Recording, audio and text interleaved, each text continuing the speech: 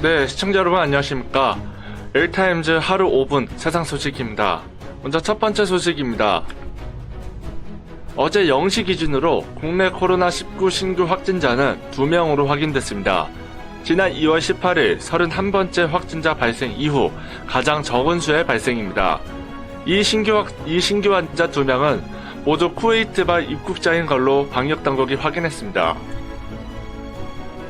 이른바 생활방역이 시작되면서 공공시설이 하나둘 다시 문을 여는 등 움츠렸던 사회 각 부문의 움직임이 재개가 됐는데 방역 지침을 지키지 않는 느슨한 모습도 보였습니다. 아직 사회적 거리두기가 더 필요하다고 판단한 대구시는 공공시설 휴관을 연장하고 대중교통을 이용할 때는 마스크를 꼭 쓰도록 행정명령까지 내렸습니다. 쓰기가 불편해 소비자들에게 외면을 받던 제로페이가 요즘 사용이 부쩍 늘었습니다.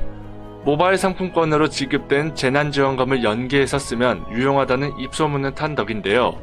편의점들까지 제로페이 사용자 잡기에 나서면서 기존 골목 상권과 갈등도 빚어지고 있습니다. 민주당은 오늘, 통합당은 내일 각각 당선인 총회를 열고 원내대표 경선을 치릅니다. 180석 거대 여당을 이끌 대표 경선은 김태년, 전해철, 정성호 의원의 3파전입니다. 미래통합당은 5선의 주호영 의원과 4선의 권영세 당선인 양자구도입니다.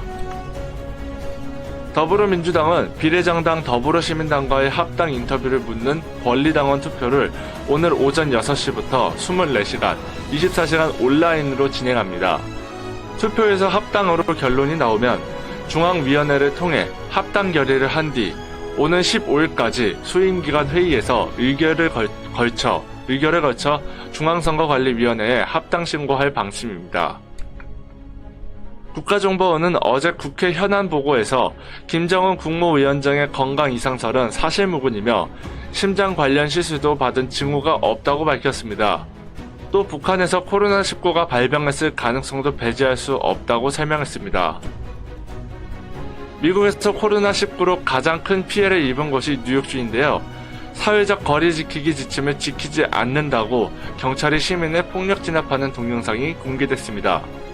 지침을 지키지 않으면 본인만 아니라 다른 사람에게 피해가 가는 만큼 경찰도 하고 싶지 않지만 어쩔 수 없다는 입장입니다.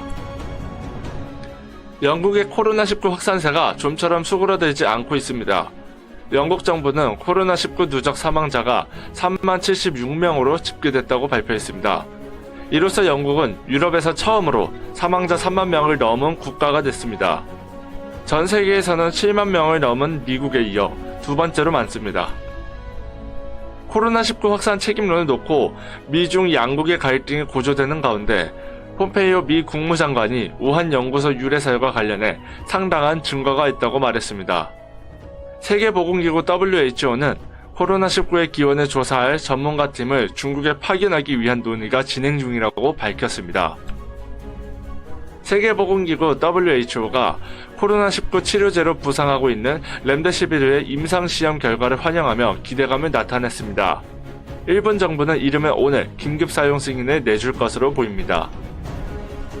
중국 허난성과 후난성 등에서 최근 보름 사이 마스크를 쓴 채 달리기를 하던 학생들이 호흡곤란 증세를 보이며 숨지는 사례가 잇따라 일어났습니다. 논란이 커지자 전문가들은 운동장처럼 개방된 야외에선 마스크를 쓸 필요가 없다는 견해를 밝혔습니다. 해발 8,848m로 세계 최고봉인 에베레스트 산의 일출 광경이 생중계됐습니다. 중국의 이동통신사들이 히말라야 산맥 해발 5,300m 지점에 5G 통신망 기지국을 설치했기 때문인데요. 앞으로 6,000m 안팎의 높이의 산맥 곳곳에서도 기지국을 더 세울 계획이라고 합니다. 경찰이 라임스타트 핵심 인물인 김봉현 스타모빌리티 회장이 숨겨둔 현금 55억 원을 여행용 가방에 넣어 사설 물품 보관소에 숨겨둔 사실도 확인해서 찾아냈습니다. 사건을 넘겨받은 경찰은 돈의 출처를 수사하고 있습니다. 아프리카 가봉 인근 해상에서 현지 시간 3일 새벽 조업 중이던 어선 2척에 타고 있던 한국인 1명 등 선원 6명이 납치됐습니다. 납치 세력은 해적으로 추정됩니다. 외교부는 재외국민 대책본부를 구성하고 가본과 프랑스 등 관련 나라의 협조를 요청하겠다고 했습니다. 남양유업이 경쟁사 우유 제품을 깎아내리기 위해 홍보 대행사를 통해 비난글을 올린 정황이 확인됐습니다. 남양유업을 압수수색한 경찰은 회장을 포함한 7명을 입건해 수사하고 있습니다. 뉴욕 증시가 미국을 비롯한 각국의 경제활동 재개에 대한 기대감 속에 상승 출발했다가 급락 마감했습니다.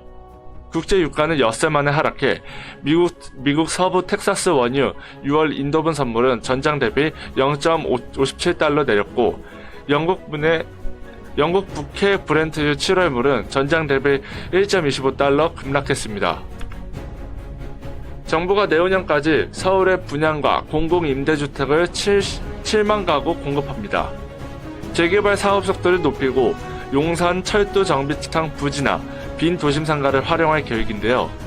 집값 잡기의 수요 억제뿐 아니라 공급 확대도 병행한다는 것이지만 서울 집중화를 우려하는 목소리도 나옵니다.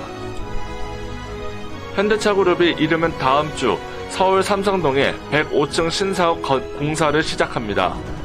무려 10조 원을 주고 땅을 산 지 6년 만인데요. 착공과 함께 부지 앞 영종대로 일대 개발이 함께 추진되면서 그야말로 이 일대의 지각 변동이 예상됩니다.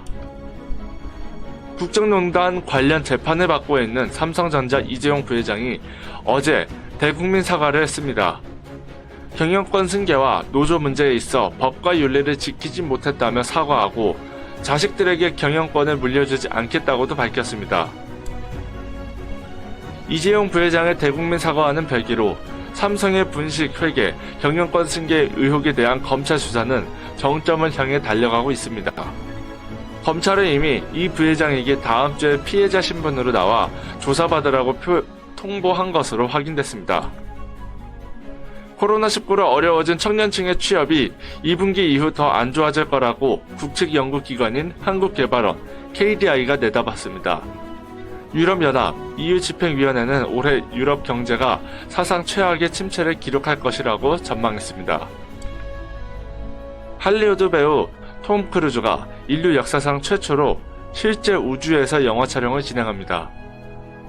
고층 빌딩 사이를 자유롭게 뛰어다니고 비행기에 매달리기까지 고난도의 액션씬을 직접 소화하기로 유명한 59살 톰 크루즈가 이번엔 우주 액션에 도전합니다. 지금까지 릴타임즈 하루 5분 세상 소식이었습니다. 오늘 하루도 평안하고 좋은 하루 되시길 바랍니다. 감사합니다.